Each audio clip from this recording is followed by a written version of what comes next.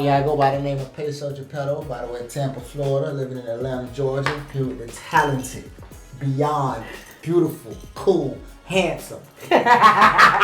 All the above, so arrogant, exposed, exclusive. So tell us a little bit about yourself, your name, where it came from, and kind of what you got going right now. That's an interesting thing. My name is Leeryck. I'm from St. Pete, Florida. We used to be rivals, but now we cool like that.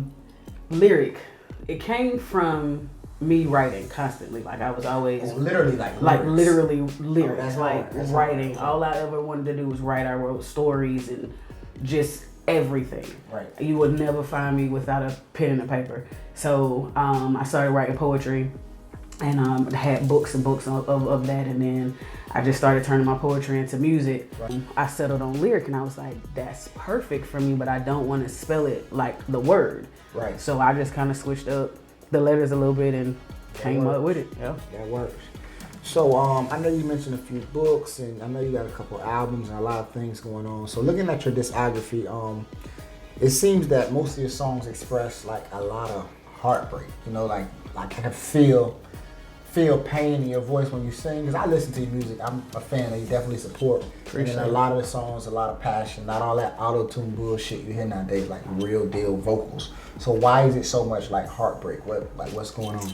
Honestly, that's my safe place. Right. My music is the only time I feel like it's okay for me to be vulnerable. Oh, wow. So showing that side of me, it's easy for somebody to be happy. We walk around, you smile, you assume a person is happy. Right. If I cry, you assume I'm sad. You don't really associate tears with like tears of joy unless somebody says that. So for me, I'm vulnerable in my music, and I can cry through my words without having to be soft on the surface, pretty much. So that's dope. It's easier for me just to express. So it you that way. feel like your relationships influence your music, or do you think that like I'm trying to tap into something? That shit crazy. If I didn't have relationships, I probably wouldn't have nothing to talk about in my music. Now my music's, they are my relationship. So every song pinpoints to something or someone, right. An experience. All of them aren't necessarily my relationship experiences. I have a song on my first album, Conundrum, called Do You Care? Right. And that was based off of a situation with my best friend and his girl at the time. And so I wrote that and kind of put my own little twist, my own opinion of their relationship in that. So, but every song that I have is attached to somebody. But you're saying it's more based off of what you've seen or heard, or more personal, or a little mixture of both? It's a mixture of both. Majority of the time, it's things that I've gone through personally. Right. But there are some situations, life happens, and something will catch it, and I'm like, yo, I know a lot of people going through something like this. Right. So I put my own little twist on it and pin it up, and that's that. That's what sells, the music that people could really relate to. They want to feel where you're coming from. Real musicians and people that are real music lovers, not just want to hear something on the radio. So for those that don't know, you began in publishing a couple books. We got a few books here: The Heartbreak Translate, Sexcapades, and this one is with No Voice, I Can Still Be Silenced. Yeah, You have 3 books. Three. Bro. That's big. There are 3 poetry especially books. from an artist. I had no intention on even doing that. It was a chick I was sweet on at like this job I worked at, and I used to write her poetry and leave it on her desk. And one day she was just like, "You should write a book. You should write a book." And I'm like, "Don't nobody want to hear what I'm, you know what I'm saying? What I'm saying, these are just my feelings. Mm-hmm. So nobody would be able to relate to it." So I just started writing. And next thing I know, I was like, you know what? Let me try that. Try it. And I tried it once. Then I tried it twice. Then 3. Next thing I know, I had 3 books. So I stopped doing that to then, focus more on my music, because right. I wanted it to be melodious. I wanted it to be heard. So I kind of put the books on the back burner and just started using all my material to actually do the music. That's deep. The books is a big one, I say, because a lot of artists are illiterate in the fact of being able to sit down and grammar-wise put together an actual book. They're just not there, you know what I'm saying? And a lot of people don't even write their lyrics anymore. Right. So the fact that your name is Leeryck, you still write lyrics, and you can, put together actual books, makes you for one hell of an artist, in my opinion. Appreciate now, do you feel like all of those attributes that you have make you better as an artist, or do you feel like you can do so much that you're stretched thin. Like, okay, I want to write this book. I want to do this. I want to help this person write. Oh, I want to help this person with their merchandise. Oh, you need singing lessons. You can do all these things. Like, how do you focus on what you want to do in one thing, like one project? That's.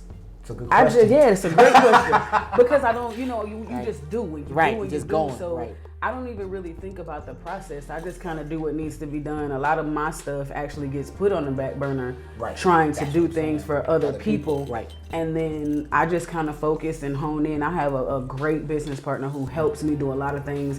Sometimes when I write a song, I have no melody or anything to it, but I know the song. The lyrics are there. Right. I give it to him. He put it to a beat. And that's, you know what I mean? That's how we keep it going. So I'm not in it by myself, but I can't be Leeryck without actually being a part of the writing process for anything that I'm doing. So creatively, where I'm needed, I go and I get it done. Absolutely. Multi-talented. I love it. So tell me a little bit about your first release. When you first released your first song, first album, your first, like, what were your feelings? You know, were you into it? Were you upset? Were you crying? Like, what? My first project is called Conundrum. And that's this one, right? Yep, you got it. That was that first one. That was like a 2011, 2012 release. And that came from a whole bunch of experiences at one time. Right. We did like 5 songs, and I put it on the CD, literally burnt the CD and wrote on it. Wow. And I kind of traveled around the city, Orlando, literally just giving them away because I wanted people to know who I was and to just see how they like the music. Right. And that shows work ethic too. And I was working at Metro PCS down in St. Pete, and we had what they called a radio remote. And at the time, it was Hannah's baby boy Stu.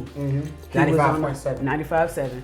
And he came, and I gave him my CD, and I was like, hey, I have no expectations.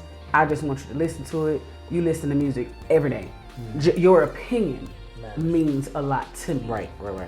He listened to it, and he called me while he was in the truck, literally listening to the songs. And he was playing Love's Hangover. He was like, is this you? I'm like, yeah, it's me. He said, I'm playing this on the radio tonight. That's dope. And he did not lie to me. He played that song, and that was my least favorite song. That'd be the one. My least favorite song, and he made it a single, and we kind of... It's always the one that you put the least amount of work into or don't like that everybody else loves. Yeah, it was something that just was off happens. for me. It was it didn't mesh, and I was like, I don't know. Might have been on for somebody else. It evidently was because that catapulted me. You know what I mean? We did a video for it, and we really got traction off of it, and that's how the whole album just came to life. So I shout out to Stu, man. I appreciate that, man, because he put me on. 95.7 family. They really look out, bro. They really look out.